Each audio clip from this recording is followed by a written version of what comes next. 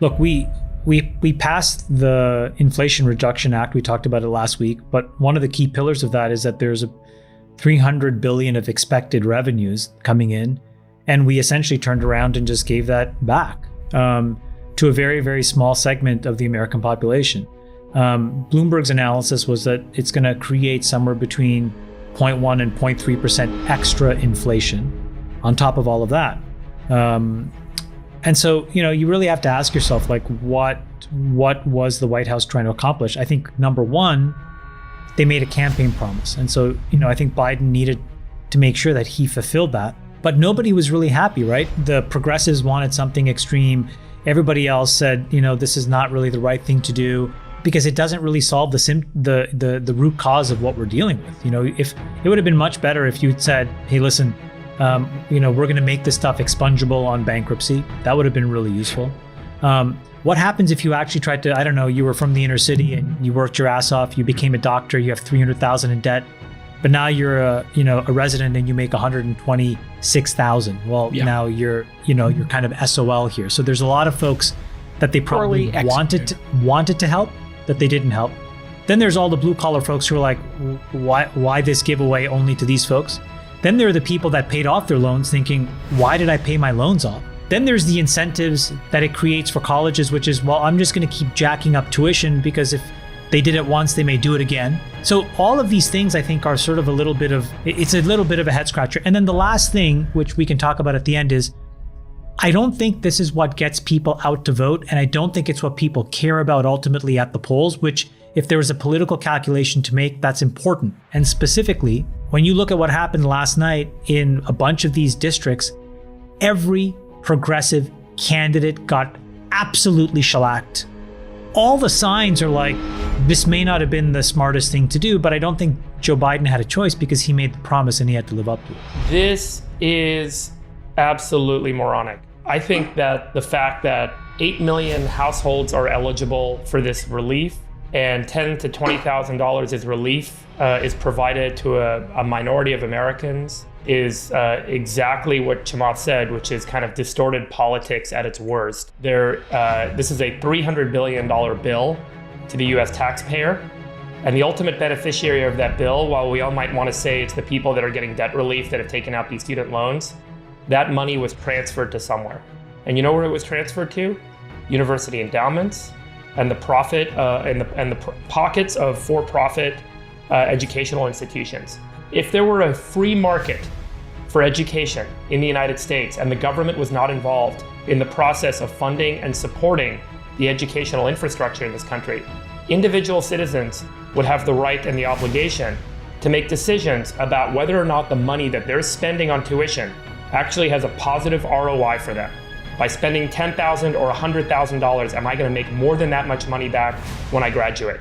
And unfortunately, we've lulled our citizenry, we've lulled our country into complacency, where that decision and that calculus is no longer required because Uncle Sam is there to give you all the money you want to go to college, and the money-hungry institutions that are there to educate you are taking that money, putting it in their endowments or in the pockets of their shareholders. And at the end of the day, it turns out that that decision may not have been the best decision.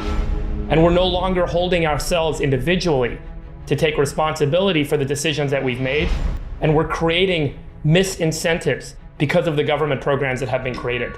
By telling people you need to get a higher education, the government is going to pay for it for you, and it doesn't matter if it does or doesn't work. Because at the end of the day, if it doesn't work, we're just going to pay it back for you anyway. And there's a middle class in the United States of America that is going to end up paying the tax bill primarily, because that's where most tax dollars come from, for the minority of people that made a bad decision. And it's not necessarily their fault. They made that decision because the infrastructure and the system was set up to tell them, go to college, get a good degree, you'll end up having a good life, you'll make more money. And the reality is that they aren't and that they don't. The ROI for many of these degrees has been negative. You make less money than you would have if you were actually in the workforce, earning an on-the-ground experience and progressing your career. You do not need a degree in philosophy or history or German studies to be able to go and be effective in the technology workforce or in the services workforce. And I think that we're seeing that play out.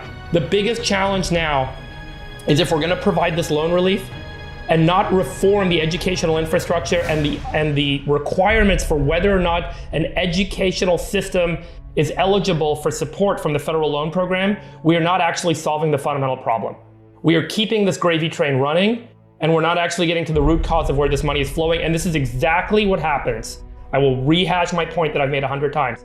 At the end of empires, everyone sees that the money train is leaving the station, and everyone jumps and grabs what they can. And that's exactly what's going on. We think that we're a rich nation, but we're becoming complacent. And this is unfortunate, and it's a really sad sign. I think we need to fix this educational infrastructure. We need to make eligibility requirements for whether or not loans are actually going to have a positive ROI for students. And then individuals ultimately need to be educated on that and held accountable to whether or not they're making the right decisions for themselves. I really think people do not understand how meaningful of a change it would be if you were able to discharge your student debt in bankruptcy. It is the most powerful market function we could create to make these universities more accountable. And I think if you guys look at my annual letter, I put a chart in there, but part of the problem that we have in these universities, these leading universities, is that these have become graveyards. Okay, there is a gerontocracy that runs these things with an iron fist. And as these folks have stayed in these jobs for enormous amounts of time now, 40, 50 plus years, the average person is in their mid to late 70s now who are the administrators of our leading institutions. They are focused on running up endowments, and they are focused on the power and the influence that comes with their position. So I implore anybody who has any ability to actually achieve this change, there should not be a single logical person that should not support the ability to discharge student debt in bankruptcy. And you will identify the insider establishment by those that try to stop you. You will expose them 100%. And I just want to put a closing thing here for the people listening who have young people making these decisions. When we all went to college as Gen Xers, college was $9,000, $10,000, $11,000 a year in tuition. And if you came out with 10 or 20K and you had an average job or a salary of double or triple that when you graduated, it seemed like a good deal. The ROI broke. Now, market forces are at work here. I just want to point out two of them. Number one, there is a website, Grow with Google, you can just look up right now. They're allowing people to get professional certificates, and this is free. And if you could pull up Grow with Google, they've identified 5 different paths to jobs. One of them is digital marketing and e-commerce, one's IT support, data analytics, project management, and UX design. They have essentially looked at what's needed in the world and aligned a 3 to 6 months online course for free that'll get you a job.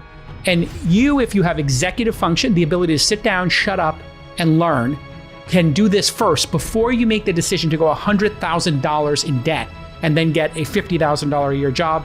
Here, these jobs average, 60, 70, 80K a year, and you can do it for free. The next piece that the private market is doing, you and I looked into this, Chamath, actually together, ISAs, income sharing agreements. We were lucky enough to invest in a company called Meritas. They are providing ISAs for a college, Colorado Mountain College, for nursing. What this means is they will give you your tuition for free. It's educate now, pay later. If you go to one of these colleges for nursing, you get educated and then you pay it back, and you're capped at paying back like 2 times whatever the loan is, 1.5, whatever the college decides, but they take the risk, as opposed to Harvard with $40 billion that takes no risk. And so the free market, I think, can also solve this, but you have to sit down with your kids and say, let's have an ROI calculation.